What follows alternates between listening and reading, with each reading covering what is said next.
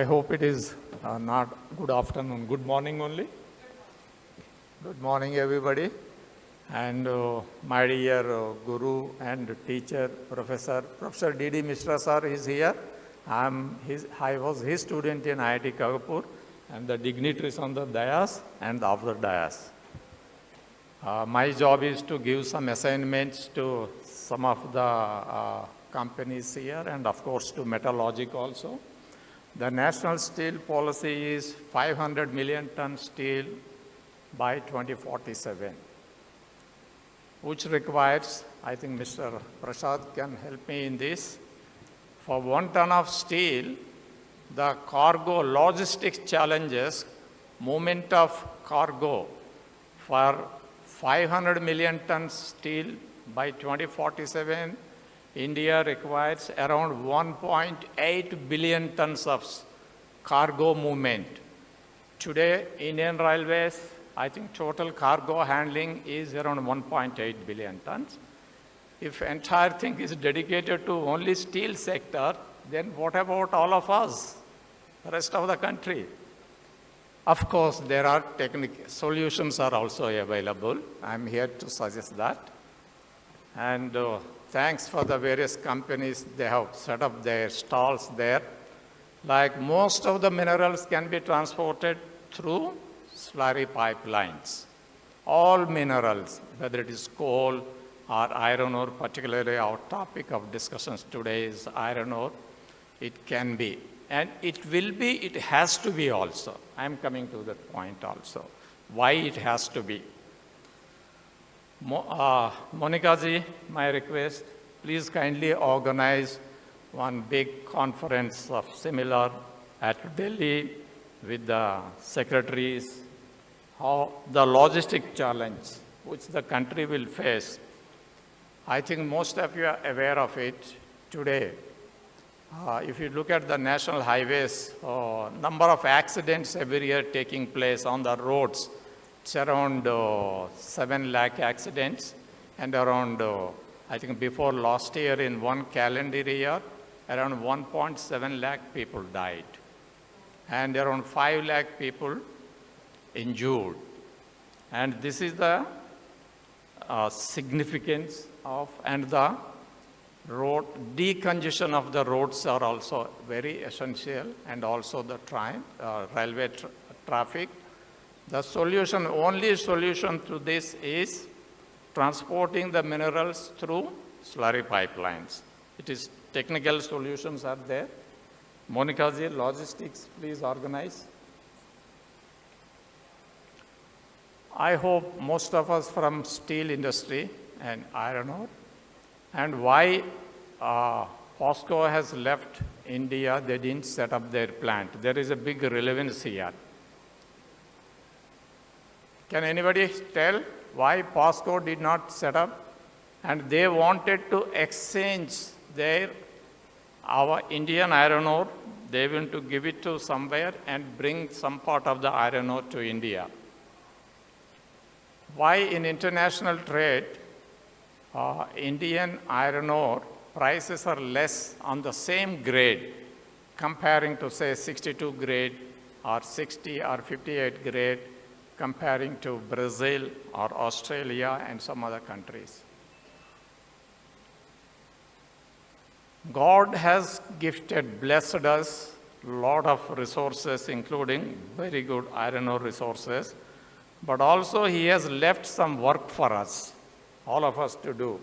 Monica ji, God has left a lot of work for you also, for all of us here, the steel industry to do also on this. The main reason why POSCO went out of India is alumina level in our iron ore.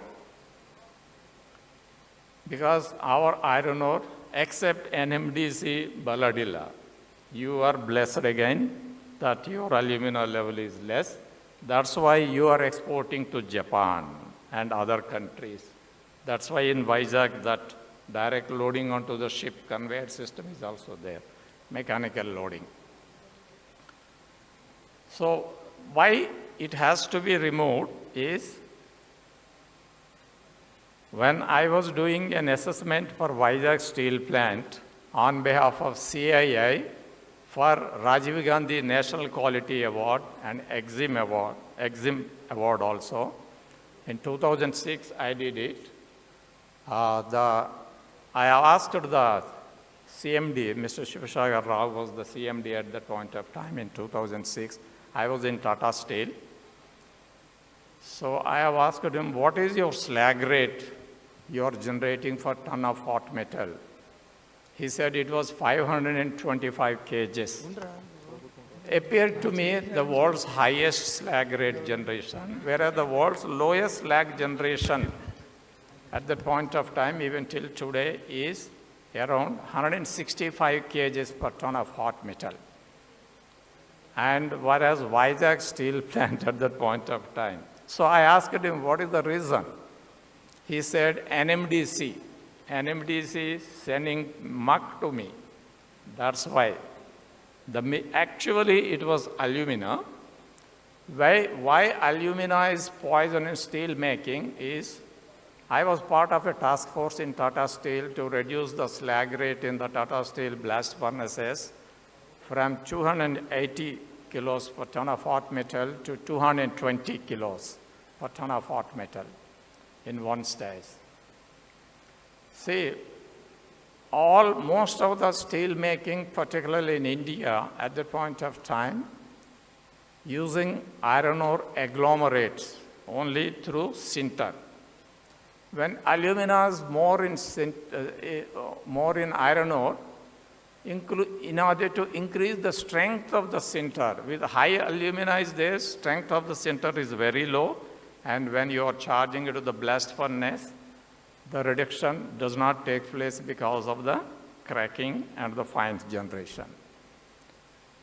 So therefore, the alumina, therefore they were adding other flex minerals like limestone, dolomite and other things. And that's why in a sinter, when you feed 63 grade Fe into sinter-mating iron ore, the iron ore in the form of sinter, it comes out at 57, 5% down because of the effect of alumina on that. That's why the beneficiation is required. It reduces the alumina. And what we found out as part of the task force was, for a 5 million ton steel plant, 1% reduction in alumina in iron ore, please don't increase the prices of iron ore. The cost reduction in the steel making was 250 crores for a 5 million ton steel plant. So this is what we have come out of that. NMDC. So please. So this was the challenge left to us. So rightly chosen topic by Metalogic, and the iron ore beneficiation has to happen, and the slurry pipelines, because when our mineralogy of iron ore is different from several other countries. Iron ore is available, I think, in the form of at least 18 minerals. Mostly we know hematite, magnetite, goethite, limonite, lamonite, and siderite, and jasperites, taconites, martite. There are a lot of other things are there. But particularly in Odisha, Jharkhand, and Karnataka, Goa, all these areas, you have goethitic, pure goethitic ore.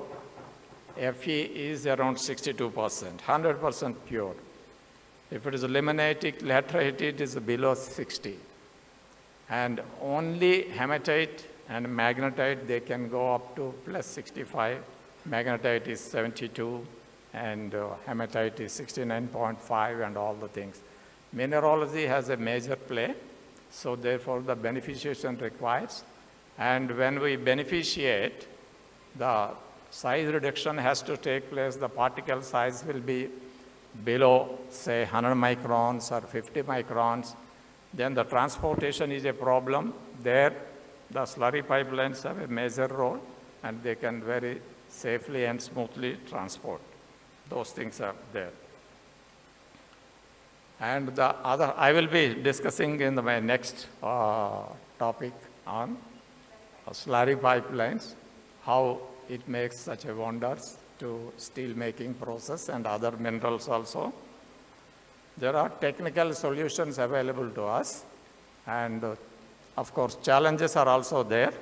And one more thing I would like to mention here.